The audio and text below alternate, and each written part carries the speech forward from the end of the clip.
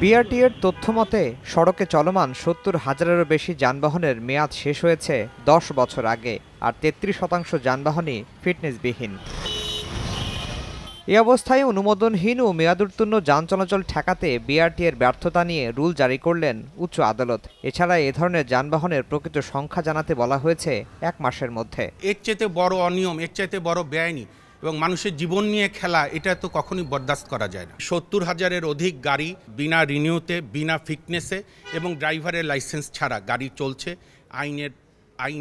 আইন পালনে বাধ্যবাধকতা থাকা সত্ত্বেও এই ব্যর্থতার জন্য কেন তাদের উপর রুল জারি হবে না? আইনের প্রয়োগ কেন হচ্ছে না সে বিষয়ে ব্যাখ্যা দিতে বিআরটি এর সড়ক নিরাপত্তা শাখার পরিচালককে ৩০ এপ্রিল হাজির হতে বলা হয়েছে। ফিটনেস ছাড়া কিভাবে রাস্তায় গাড়ি চলাচল করতেছে, পুরা বিস্তারিত প্রতিবেদনটাই কোর্ট চাচ্ছে।